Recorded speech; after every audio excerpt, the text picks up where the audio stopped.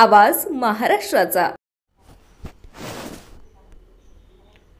नमस्कार, महाराष्ट्र 18 न्यूजमध्ये आपलं सगळ्यांचं सहर्ष स्वागत। पाहूया काही ठळक आणि महत्त्वाच्या घडामोडी। पुण्यश्लोक अहिल्याबाई होळकर जयंतीनिमित्त विविध कार्यक्रमाचं आयोजन करण्यात आलं होतं। या निमित्ताने 2 गरीब मुलांच्या शिक्षणाची जबाबदारी जयंती समितीच्या कार्यकर्त्यांनी घेतली आहे। त्याबरोबरच जयंतीच्या निमित्ताने यावर्षीचा पुण्यश्लोक अहिल्यादेवी होळकर गौरव पुरस्कार हा कष्टकरी हातगाडी पथारी रिक्षावाल्यांचे नेतृत्व करणारे कामगार नेते बाबा कांबळे यांना देण्यात येणार आहे। पुण्यश्लोक अहिल्याबाई होळकर यांची 299वी जयंती मोठ्या थाटात आनंदात साजरी करण्यात येणार असल्याचं यावेळी जयंती समितीच्या कार्यकर्त्यांना सांगण्यात आले। अशाच नवनवीन बातम्यांसाठी पाहत रहा महाराष्ट्र 18 न्यूज, आवाज महाराष्ट्राचा।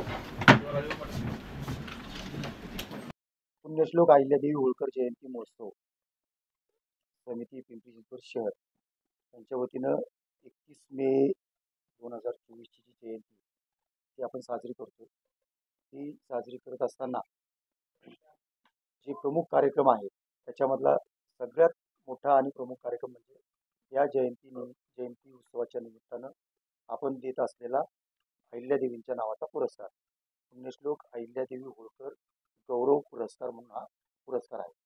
हा पुरस्कार मागच्या वर्षी आपण पत्रकार विजय जगताप यांना त्यांनी पत्रकार असून देखील सुरू केलेल्या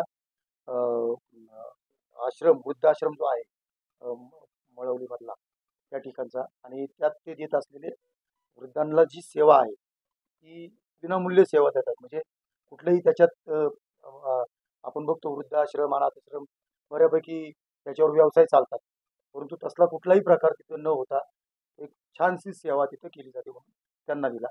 आता हा दुसरा पुरस्कार आहे यंदाचा, जो आपण बाबा कांबळे म्हणून आपल्या शहरातले पत्रीवाल्यांसाठी, रिक्षावाल्यांसाठी आणि अनेक रस्त्यावरच्या लोकांसाठी ते काम करतात, संघर्ष करतात। तर त्यांना आपण हा पुरस्कार देण्याचं प्रयोजन केलं। आणि या पुरस्काराचं प्रयोजन काय, तर अहिल्यादेवी म्हटलं की धनगर समाज असं म्हटलं जातं, परंतु अहिल्यादेवीचं कार्य फक्त धनगर समाजापुरतं मर्यादित नव्हतं। तर अहिल्यादेवीचं कार्य हे इतर समाजामध्ये सगळ्या धर्मासाठी, सगळ्या समाजाच्या सगळ्या लोकांसाठी होतं। त्यांनी अनेक ठिकाणी पाण्याचे स्त्रोत निर्माण केले, बारव बांधल्या, विहिरी बांधल्या, हे काही कुठल्याही समाजाला बघून धरून नाही बांधल्या, सगळ्यांना पाणी पिण्यासाठी बांधल्या। त्यांनी मुघलांनी जमीनदोस्त केलेली अनेक मंदिरं त्यांचा जीर्णोद्धार केला, याच्यासाठी त्यांनी कुठला समाज वगैरे काही बघितला नाही। ते मंदिर हिंदूंचं आहे एवढंच त्यांनी पाहिलं आणि त्यांचा जीर्णोद्धार केला। खरं तर त्याच्यानंतर तुम्ही पाहिलं तर अनेक नद्यांवर घाट हे त्यांनी बांधले। आता हे घाट बांधताना त्या घाटावर अनेक प्रकारे लोकांना जाण्यासाठी, त्या नदीवर पाणी घेण्यासाठी, आणखीन बऱ्याच प्रकारचा वापर त्या घाटांवर होतो, यासाठी लोकांना त्यांनी नद्यांवर घाट बांधून दिले। हे सगळे उपक्रम त्या काळात त्यांनी केले आणि हे करताना कुठल्याही एका समाजाला डोळ्यासमोर ठेवून त्यांनी केलं नाही। जगातल्या 4 लोकांना फक्त पुण्यश्लोक ही पदवी आहे, त्यापैकी आपल्या अहिल्यादेवी आहे, त्या आपल्या सगळ्या भारतवासियांसाठी गौरवास्पद आहे। आणि अशा पुण्यश्लोक असलेल्या या अहिल्यादेवींच्या नावाचा हा पुरस्कार, ज्याच्यातून आपल्याला निस्वार्थपणे सेवा करण्याची प्रेरणा मिळावी म्हणून हा पुरस्कार आपण चालू केलाय। याच्यातून हा पुरस्कार देताना पुरस्कार देणाऱ्या व्यक्तीकडनं कुठल्याही प्रकारचं कसलाही स्वार्थ, कसल्याही प्रकारची मागणी काहीही आम्ही केलं, त्यांना माहीत सुद्धा नव्हतं अजिबात। त्यांना आश्चर्य वाटलं अक्षरशः, आणि त्यांनी म्हणजे खरोखर त्यांच्या म्हणजे काय त्यांची प्रतिक्रिया होती हे तुम्ही त्यांना भेटल्यावरच त्यांच्याकडनं तुम्हाला मिळेल। पण अशा पद्धतीने आम्ही अजिबात ज्यांच्या मनात नाही ध्यानात नाही अशा लोकांना निवडतोय आणि त्यांना पुरस्कार देण्याचं प्रयोजन आम्ही करतोय। खरं तर हे सगळं अहिल्यादेवींच्या जयंतीच्या दिवशी व्हावं, कारण त्या मातेचं कार्य सर्वश्रेष्ठ आहे।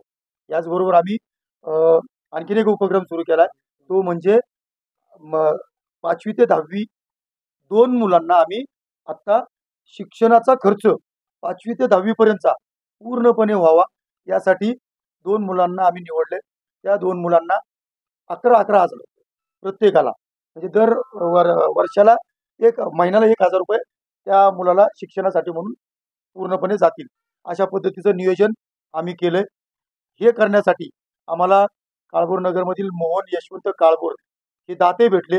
त्यांनी या 2 मुलांचं पालकत्व उचललं. अशा प्रकारे दरवर्षी 5 मुलांचं पालकत्व याचा सुद्धा आम्ही पुढच्या वर्षीपासून कंटिन्युटी करणार आहोत. म्हणजे या कार्यक्रमात हा दुसरा कार्यक्रम आहे. तिसरा कार्यक्रम रक्तदानाचा, जे रक्तदान शिबिर आम्ही देवीच्या जयंतीच्या दिवशी घेतोय. रक्तदान शिबिर याच्यामध्ये रक्तदान करणाऱ्या प्रत्येक दात्याला आम्ही पाण्याची एक बॉटल देतोय, जी गरम पाणी गरम राहतं, थंड पाणी थंड राहतं. अशा प्रकारची ती पाण्याची बॉटल आहे. हेतू हा आहे की जास्तीत जास्त रक्तदान व्हावं आणि लोकांना, ज्या गरजू लोकांपर्यंत ते पोचावं. त्यानंतर आम्ही चित्रकलेची स्पर्धा सुद्धा आयोजित केली, जी सोशल मीडियावर टाकली.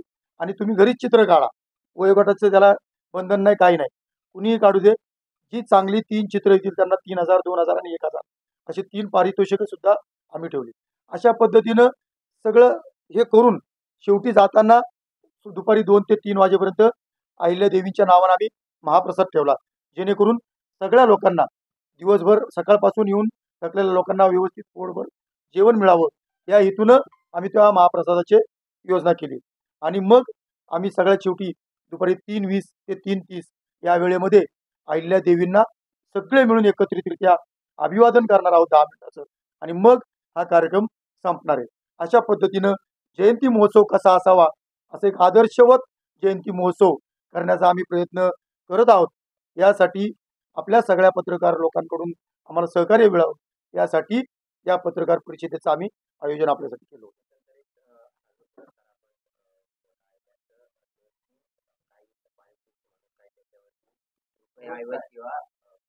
नाही, आम्ही आता याच्यात ट्रॉफी देत आहोत आणि मानपत्र देत आहोत, सन्मानपत्र आहे ते. तर हे आता आम्ही देत आहोत. आम्ही त्याच्यावर कुठलाही अजून निधी नाही डिक्लेअर केला, पण आता एक चांगली सुंदरशी ट्रॉफी अहिल्यादेवींची आहे. त्या अहिल्यादेवींचं त्याच्यावर मजकूर सुद्धा आहे, फोटो सुद्धा आहे, आणि ज्याला दिलं जाते त्याच्या पूर्ण नावाचा, पूर्ण याचा उल्लेख त्याच्यावर आहे.